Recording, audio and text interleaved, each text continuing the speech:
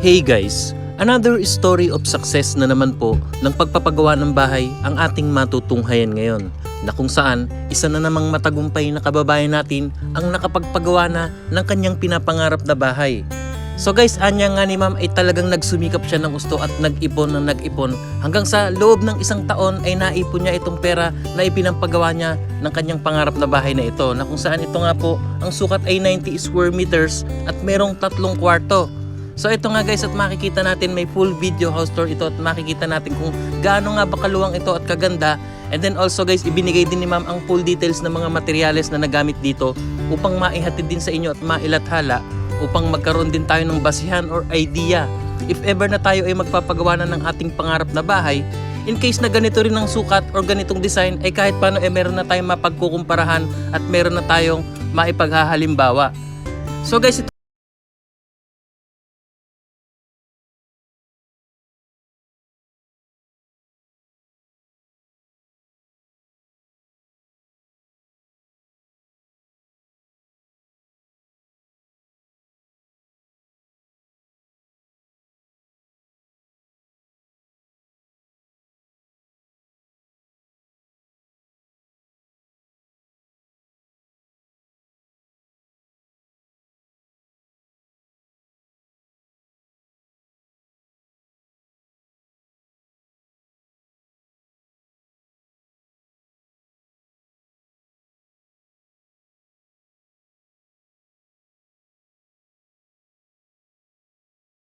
ay nagtatrabaho bilang isang store manager sa isang private company.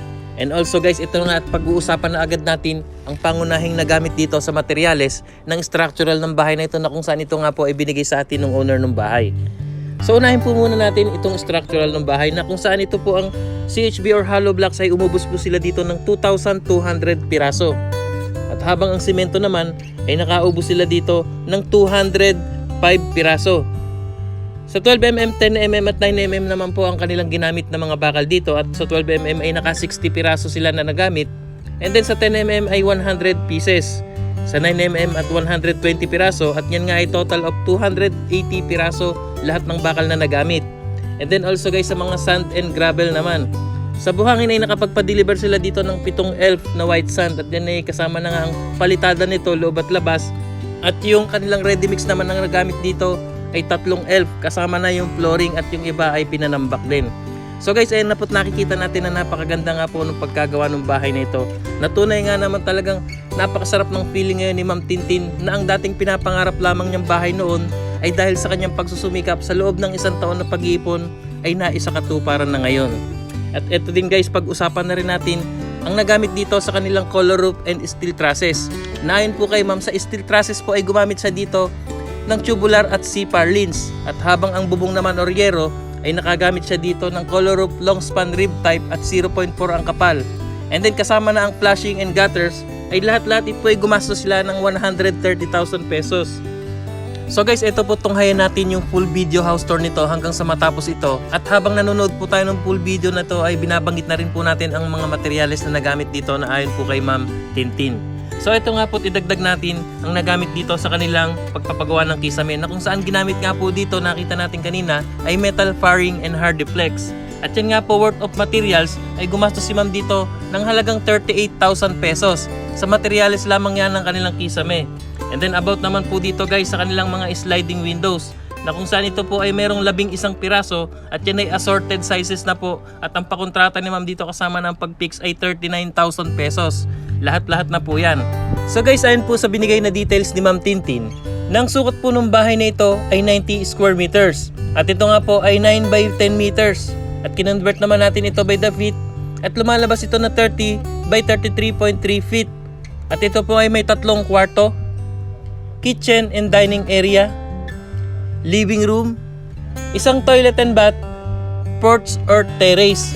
So guys, ayun nga po't nakita natin napakaganda at pinturado na po ang mismong bahay nito, na tunay nga namang kahanga-hanga itong determinasyon ng puso ni Ma'am Tintin, na yun nga yung pag-iipon niya sa loob ng isang taon ay nagawa niya, at eto na nga guys, yung dating pangarap lamang na bahay ay naisakatuparan na ngayon. And about naman guys dito sa pintura ng bahay, na kung saan ito nga po ay gumamit siya dito ng skim coat at mga pintura, ay lahat-lahat po dito material cost ay gumastos po siya dito ng halagang 17,000 pesos.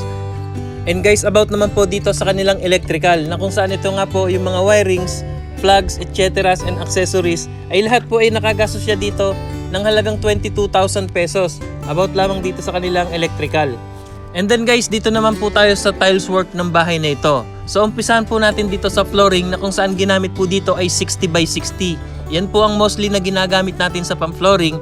And then sa lababo rin po ay 60 by 60 rin po dahil yung sukat po talaga ng standard ng lababo ay 60 cm. Pati yung taas po niya na nilalagyan ng tiles ay 60 cm. Kaya saktong-sakto po yung 60 by 60 na sukat. And about naman po sa CR na mostly sa flooring po ay 30 by 30 cm ang ginagamit. And then sa wall naman ay 30 by 30 din. So yun po ang kadalasang ginagamit. And then lahat-lahat po worth of materials ng tiles ay nakagastos si ma'am dito ng halagang 40,000 pesos. Yan po sa mga materialis lamang ng tiles. About naman po sa mga pintuan guys, na kung saan ito po, gumamit si ma'am dito ng mga panel door at flash doors. And then yung hamba naman ay pinagawa nila at sa kanilang kahoy dito. So lahat guys, gumastos si ma'am dito ng halagang 17,000 pesos. Doon po sa mga panel doors and flash door. And guys, about po sa workers na hinard ni ma'am, na kung saan ito po ay meron 5 tao, na 2 mason at 3 labor. Sa mason po ay gumastos po dito ng 600 pesos per day at habang ang mga laborer naman ay 400 pesos per day. Yan po mostly ang minimum rate at depende nga po sa ating lugar kung saan tayo nakabase. At ang location po ng bahay na ito ay sa Taro, Tigbuan, Iloilo. Ito po ang location ng bahay na ito at ito po ang hometown ni Ma'am Tintin and Sir Niel. Ang tanong, magkano nga ba ang nagastos ni ma'am dito sa buong bahay na ito? So ito nga guys, ayon po kay ma'am, sa sukat na 90 square meters na meron 3 kwarto at 1 toilet and bath at ayan nga at may kisame na at nakikita natin nakapintura na guys at nakatiles na ang buong bahay pinturado at ang kulang na lamang dito ay yung spandrel sa labas. At yan nga ay gumastos si ma'am dito ng labor and materials ay umabot na ng 800,000 pesos. So meron na siyang ganitong kagandang bahay at ang sukat nga ay 90 square meters na merong 3 kwarto. So once again, congratulations po sa inyo, Ma'am Tintin and Sir Niel, na tunay nga namang nakaka-inspired, na tunay nga napakasarap din sa feeling na nakita natin ang ating pinaghirapan ng mahabang panahon at lalong-lalo na yung bahay na pinapangarap lamang dati noon at dahil sa pagsusumikap nating mag-asawa, ay naisakatuparan nyo na ngayon. So once again, congratulations and we are proud of you. So yun nga guys, maraming salamat po muli sa inyong panonood. Sana ay na-inspired at may natutunan tayo sa vlog na ito, lalong-lalo na't na-motivate at nakapulutan din natin ng aral upang makapagpagawa at makapagpasimula na tayo ng ating pinapangarap na bahay. Kagaya nga ito ni Ma'am Tintin, sa loob po ng 1 taon ay nabuo niya itong bahay na kanyang pinapangarap lamang noon. At yan nga ay bunga ng kanyang pagsusumikap, pagtsatsaga at pag-iipon at buong pusong determinasyon na makapagpagawa talaga ng kanyang dream house na ang dating pinapangarap lang niyang bahay noon ay nasa totoong buhay na ngayon. So ikaw kapatid, kung na-inspired at may natutunan ka sa vlog na ito, ay mag-subscribe ka na agad at i-click ang notification bell para ma-update ka sa mga bagong videos natin about sa pagpapagawa ng mga bahay, para magkaroon ka rin ng idea. Para if ever na ikaw ay sasabak na sa ating pagpapagawa ng bahay, ay kahit paano meron tayong konting nalalaman at hindi tayo maiisahan dahil iba na ang buhay ngayon, maraming mapagsamantala at ngayon nga kagaya ng iba ay nagpagawa ng bahay at yun nga 300,000, 400,000 nila ay hanggang bubong lamang at yung minsan nga ay hindi pa inaabot hanggang bubong. Kaya mas malamang yung mayroon tayong konting nalalaman at yun nga ay hindi tayo maiisahan. So yun nga guys, maraming salamat pong muli sa inyong panonood. See you on my next video. Ingat po tayong lahat. And God bless po sa ating lahat.